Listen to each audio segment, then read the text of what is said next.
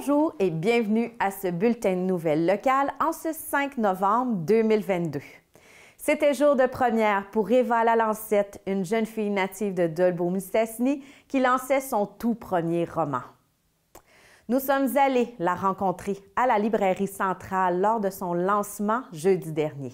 Eva est une jeune autrice remplie de talent qui travaillait déjà depuis plusieurs années sur son livre « Les 5 passions ». Encourageons-la en se procurant son roman fantastique jeunesse. Ce soir, c'est mon lancement de mon premier roman. Je dis premier parce que si tout se passe bien, j'aimerais ça qu'il y en ait peut-être d'autres dans l'avenir. Mais oui, c'est le lancement de mon roman à la librairie centrale de Dolbeau-Mistassini. Moi, j'ai déménagé à Jonquière pour les études, dans le coin du Saguenay, mais ma ville, dans mon cœur, ça reste toujours Dolbeau. J'ai commencé à écrire à Dolbeau, j'ai gagné mes premiers concours d'écriture à Dolbeau. Je trouvais ça important d'être ici, puis ma famille est encore ici. Fait que je me disais, écoute, s'il y a personne qui vient, au moins, je vais avoir ma famille. J'avais une petite nervosité là, en voiture. Je pense qu'elle a réussi à passer pendant que je conduisais. Mais c'est sûr que En fait, je pense que c'est surtout de la fierté. Puis je pense que je réalise pas encore. Pas autant que je le pensais. Ça a été tellement un long processus. Moi, je travaille sur la publication d'un roman depuis que je suis en secondaire 1. Et là, je suis à ma première année d'université. Donc, ça fait quand même un petit moment là, que je travaille sur une publication de roman. Fait que c'est de la fierté, mais aussi, je pense que je réalise pas encore. Ça va venir. Mon roman s'appelle « Les 5 passions ». C'est un roman fantastique jeunesse qui met en vedette 5 personnages principaux qui ont vraiment des réalités différentes, qui ont chacun leurs problèmes d'adolescent parce qu'on sait que c'est pas une période qui est facile. Puis, ils vont vivre des choses... tu sais, ils seront pas amis tout de suite au début, jusqu'à ce qu'ils réalisent qu'en fait, c'est la progéniture, c'est les enfants des légendes dans les histoires. Là. On raconte souvent des légendes de famille en famille, mais il y a une légende assez importante dans leur village qui m'enseigne une créature assez effrayante. Et cette légende-là, ils vont se rendre compte que c'est eux les descendants et c'est eux qui doivent sauver le village, qui va se retrouver piégé dans une couche de terre, d'où mon œil ici qui est piégé un peu comme dans une couche de terre. Puis en fait, tout ce qui est sur la couverture a un sens. Donc, l'horloge, pour ceux qui vont lire, la couleur vert, la fumée, la couche de terre, comme je viens de dire. Donc, c'est tous des éléments qui ont été choisis avec soin. Ça se passe au Japon, puis mon personnage principal est métis. Donc, je voulais créer un endroit où le jeune va avoir des difficultés à s'intégrer sans créer quelque chose de trop proche. Donc, de proche, une réalité proche, sans être nécessairement au Québec, là. Mon auteur qui m'a le plus inspiré pour ce roman-là, c'est vraiment Rick Riordan qui a écrit Percy Jackson. Lui écrit de la mythologie grecque. Mais moi, mon roman se plonge vraiment dans le folklore japonais. Ça a été des longues recherches pour être vraiment capable d'aller chercher les créatures, les histoires, les croyances du Japon parce qu'ils n'ont pas les mêmes religions, ils mangent pas la même nourriture que nous. Donc, beaucoup de recherches, mais c'est important pour moi d'aller complètement ailleurs. Donc, je m'inspire du japonais, tandis que lui s'inspire de la mythologie grecque. Donc, c'est là qu'on se rejoint. Sinon, peut-être Harry Potter, dans le sens où il y a des liens fantastiques qui se ressemblent à certains moments, mais je garde mon originalité, évidemment. J'ai pas copié Harry Potter au Japon. Eh bien, si vous voulez vous procurer mon roman, ça se passe à la librairie centrale de Dolbeau-Mistassini, mais pas d'inquiétude. Si vous n'habitez pas à Dolbeau, il y a toujours moyen de vous le procurer dans vos librairies. Vous faites simplement le demander en nommant mon nom, Eva Lalancette, le nom du livre « Les 5 passions ». Et normalement, il devrait être capable de se le procurer assez rapidement, puisque c'est québécois. Je suis québécoise, fait que normalement, ils font un petit effort là, pour trouver les produits d'ici. Donc, ça me ferait super plaisir d'avoir les retours des gens à propos de si vous avez aimé ou non mon histoire, donc gênez-vous pas pour l'acheter en grand nombre. Ça fait un beau cadeau de Noël parce que vous encouragez une petite fille de Dolbeau-Mistassini. Célébrer 40 ans d'existence, c'est ce qu'a fait la résidence des Blés d'Or de Saint-Thomas-du-Dîme. Le personnel, les résidents ainsi que les familles se sont réunis à la salle Gaieté afin de souligner cette année marquante. Madame Monique Lavoie, animatrice en milieu de vie, nous explique de quelle manière les résidents ont contribué à leur façon à cette fête. Elle nous parle également de quelques projets à venir. Ce n'est pas les idées qui manquent à la résidence. On est en pleine préparation, là. C'est le 40e anniversaire de la résidence des Blés d'Or de Saint-Thomas-du-Dîme. Fait que on souligne ça se souligne, hein? Fait qu'on va avoir une messe qui va être présidé par l'évêque René Gay. Puis lui, il vient de Saint-Thomas. Il est venu au monde à Saint-Thomas, fait que c'est important pour toute la municipalité. Après ça, on va s'en aller à la salle de gaieté. Et à la salle, on va avoir un dîner. Puis on va avoir de la musique après dans l'après-midi. Fait que ça va être tous les gens de la municipalité sont invités. Puis j'ai pas fait le décompte final, là, mais on devrait être pas loin de 125, là. C'est vraiment apprécié, je pense. Puis il y a des résidents qui payent pour toute leur famille comme cadeau, comme si ça serait leur repas des fêtes, mettons. Fait que ils vont être tous avec leur famille, ils vont tout être placés avec leur famille. Fait que ça va être plaisant. Puis c'est une fête pour s'amuser. Fait qu'on va s'amuser, on va danser, on va rire. La gestionnaire ici, Gisèle Larouche, m'a demandé de faire des centres de table. Fait que là, j'ai pensé à mon affaire, puis là, je voulais avoir des bûches, mais ça faisait pas. Puis là, finalement, ben, nous autres, on avait de la planche de grange. Mon mari a coupé ça, puis j'ai acheté des petites fleurs, puis des babioles pour décorer, puis de la colle, puis là, j'ai dit, il faut faire des centres de table. On s'est mis ensemble, puis on en a fait un, puis là, on disait, ah, ça, c'est pas pire, puis un autre, puis ils ont tout fait, là. Comment on a fait? Je sais pas, je me rappelle plus, une trentaine. Fait qu'on, ça vient d'eux autres, c'est leur participation. Ils ont participé aussi à vendre des cartes. Dans l'année, ben, j'ai aussi le projet d'avoir un beau gazebo qui serait très utile pour faire de l'exercice, pour être à l'ombre aussi et au vent. Tu sais, tu ouvres les fenêtres pour être capable d'aller aussi faire de la lecture ou peu importe, là. Et aussi, moi, ce que je trouve le plus important, c'est qu'ils vont avoir la chance d'inviter leur famille. Mettons qu'il y a un monsieur, un résident qui va me dire « Hey Monique, moi je reçois ma famille là, dans 15 jours. » Fait qu'on marque réservé. Puis ils vont avoir tout ce qu'il faut pour avoir des jeux en dedans, des jeux dehors, la musique. Tu sais, c'est le rassemblement, là. Fait que ça va être très agréable pour eux autres d'avoir un moment complètement à l'extérieur de la résidence. Fait que ça, c'est une partie là, que j'ai pensé pour eux autres. Parce que l'importance d'être avec leur famille, c'est ce qu'il y a de plus important pour eux autres. Là, je suis en train d'en monter un autre projet. C'est un volet musique. Bon. Un volet musique. Là, je dis bien beau, mais ça amène quoi un volet musique? Bien, j'ai besoin d'une grande télévision. J'ai besoin d'un karaoké.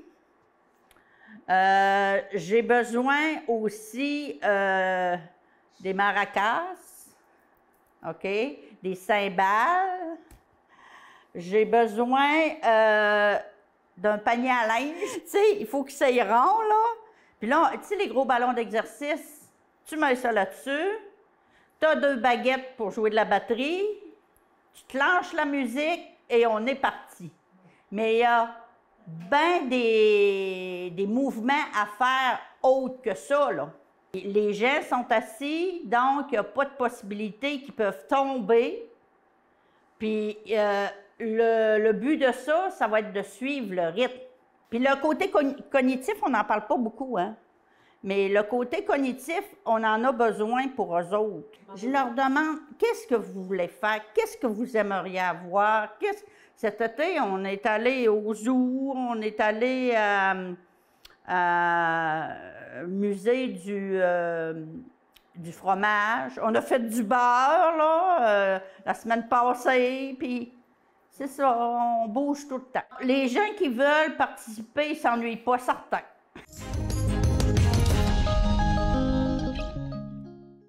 La Régie des matières résiduelles du Lac-Saint-Jean et la MRC du Fjord du Saguenay présentent un court-métrage pour encourager la population à participer à la collecte des matières organiques et à adopter de bonnes pratiques avec leur bac brun. Étrange Compost se veut une parodie de la série Stranger Things, mettant en avant-plan un couple qui vit une série de péripéties en raison d'une mauvaise utilisation de leur bac. Chaque petit geste peut avoir une grande portée sur l'environnement. Alors ensemble, compostons de la bonne façon.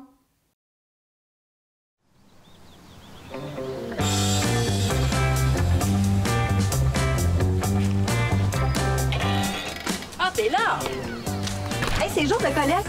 Tu vas pouvoir aller porter le bac au chemin? Oui, je m'en occupe tantôt. Merci.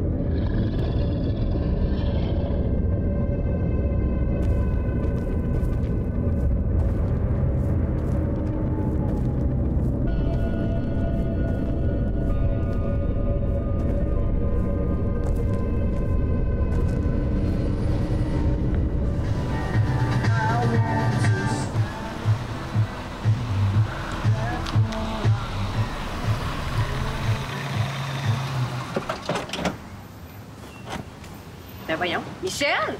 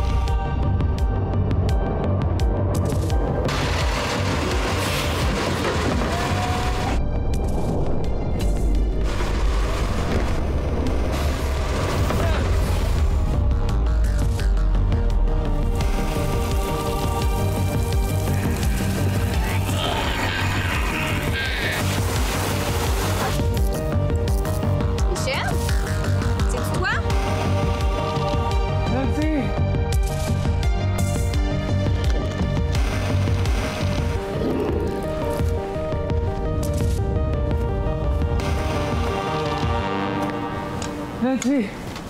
Ben voyons, qu'est-ce qui t'est arrivé? T'étais où? Oh, Nancy!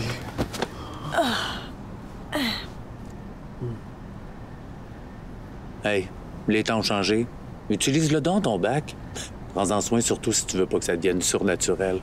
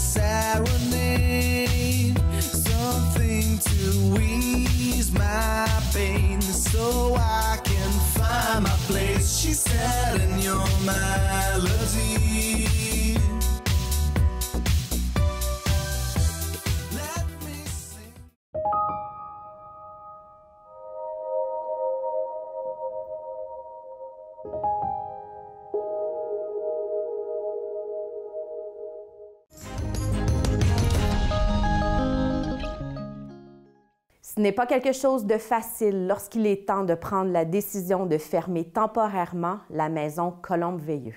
La directrice générale, Mme Gisèle Larouche, et Mme Martine Tremblay, coordonnatrice aux soins, ont dû se rendre à l'évidence que le manque de personnel fragilisait les services. Soyez sans crainte, elles travaillent très fort pour que cette fermeture soit la plus courte possible.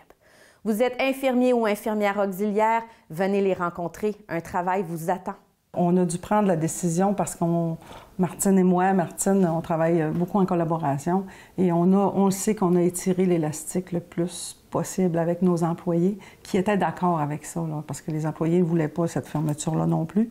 Par contre, là, on était rendu dans une situation où c'était le temps de prendre une pause, de se reposer, d'attendre le personnel qui nous manque, qui va revenir, mais aussi d'attendre de nouvelles personnes parce que malgré le fait qu'on a 2 personnes qui sont en arrêt présentement, il nous en manque encore 2.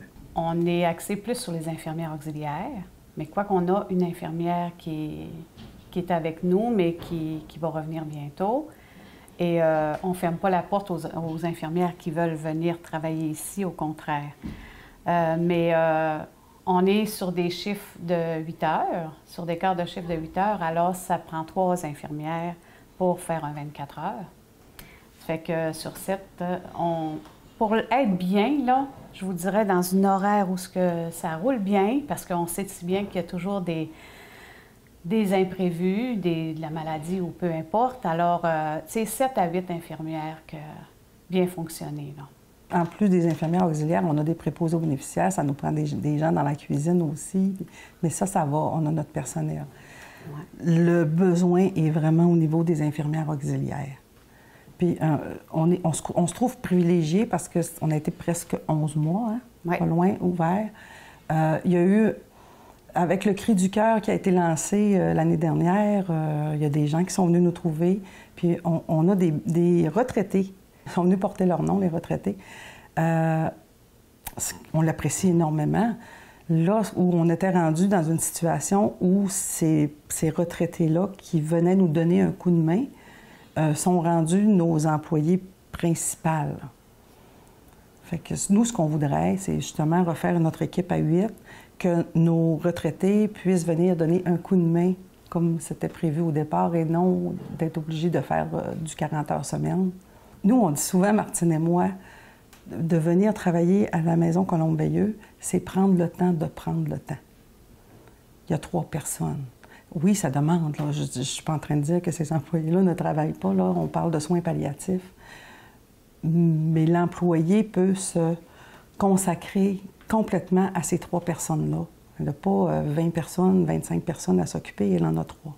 Bien, pour permettre à des familles et des bénéficiaires de vivre dans une atmosphère comme à la maison, d'être dans un climat calme, tout en étant sécuritaire. Et c'est tellement paisible. Puis, écoute, l'amour règne tout le temps ici. Que ce soit face les employés, les infirmières préposées ou même cuisinières, tu sais, on s'en va puis on jase avec soit les familles ou le bénéficiaire. On est une famille. Tu sais, c'est pas long. Moi, là, un bénéficiaire rentre ici, puis tout de suite, le lien, moi, je tombe en amour. C'est vrai. C'est vrai, c'est difficile de ne pas s'attacher à eux autres. Ouais. Puis, vous savez, les gens nous le disent, là, votre approche, puis on a vraiment du personnel dévoué là, qui croit en ce qu'il fait, mais que ce soit la soupe chaude. Dernièrement, il y a quelqu'un qui nous disait ça, que ce soit le bol de soupe préparé maison là, que vous venez nous porter ou que la cuisinière vient nous porter, ou le sourire, ou d'aller parler avec la personne. C'est tout ça qui fait que c'est chaleureux avec la personne, mais avec la famille aussi. Tu sais, c'est important de les réconforter aussi. Fait que, on fait un beau travail d'équipe, tout le monde. Là. Quand je dis un travail d'équipe, c'est vraiment tous les employés qui se consacrent à ça. Et ça va nous faire plaisir si c'est juste pour prendre de l'information avant de nous envoyer votre CV. Bien, Martine et moi, là, on est très ouvertes à ça, très disponibles. La personne peut nous appeler. On va la rencontrer. On va y parler de notre passion. Et fait que c'est possible d'appeler, de laisser un message ici à la maison au 418-276-4224 ou encore sur mon cellulaire qui est le 581-674-1965. Puis n'hésitez pas. Si vous avez des questions, vous vous demandez si vous êtes faite pour venir à la maison, venez nous rencontrer. Ça va nous faire plaisir à Martine et moi. C'est ce que j'allais dire aussi, c'est drôle. Je voulais dire, tu sais, si vous sentez un petit quelque chose en voyant l'entrevue, bien, puis que ça vous interpelle un petit peu en dedans de vous, venez nous voir, ça va nous faire plaisir de vous répondre à vos questions, puis vous dire comment on vit ça, nous, ici, puis comment c'est. C'est à la mesure où on met les pieds une fois ici, qu'on tombe en amour avec les soins. Moi, premièrement, personnellement, j'ai vécu ça parce que mes parents, ils sont partis dans un hôpital et avoir su, j'aurais mis les pieds dans une maison de soins pâles et c'est là qu'ils seraient partis. C'est parce qu'on a... Moi, première, j'avais l'idée que s'en aller dans une maison de soins palliatifs, ils vont mourir, c'est sûr, mais non, c'est tellement différent pour l'avoir vécu personnellement. Puis on sait, quand on parle de soins palliatifs, c'est qu'il va y avoir une fin. Fait que pourquoi pas la vivre je dirais, en pleine sérénité, bien accompagnée, et la famille qui ont le temps de s'occuper de la personne qui est en soins palliatifs. Et nous, on est là pour s'occuper des soins qui sont requis.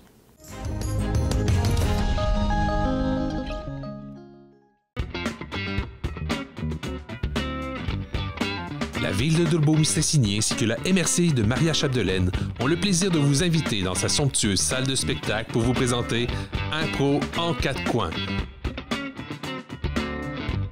Un tournoi d'improvisation 2 contre 2 sur une scène incroyable.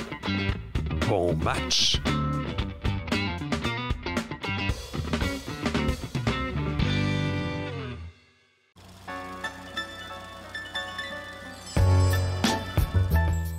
Portrait des familles d'ici est une émission de discussion intergénérationnelle qui fait entrer en dialogue nos aînés et leur descendance. Découvrez à chaque épisode une nouvelle famille de la MRC de Maria-Chapdelaine qui échange sur son passé et raconte comment les membres ont laissé leur marque dans leur municipalité.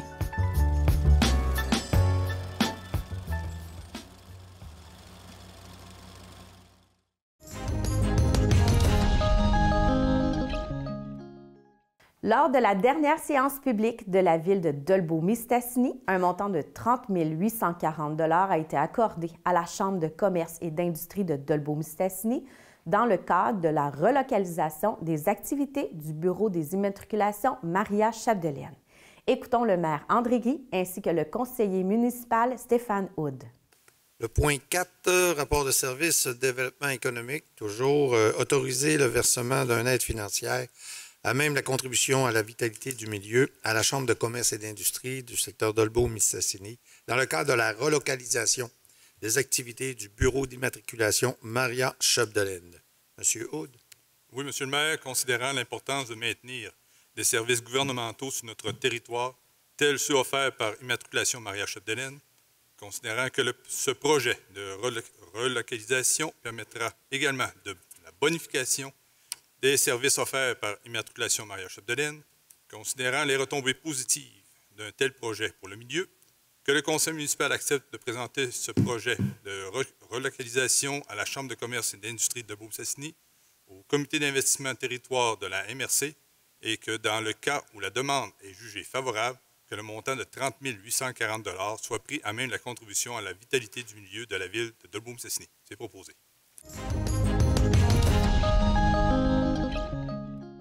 C'est ce qui complète le bulletin de cette semaine. Si vous avez des nouvelles à nous partager, n'hésitez pas à communiquer avec nous.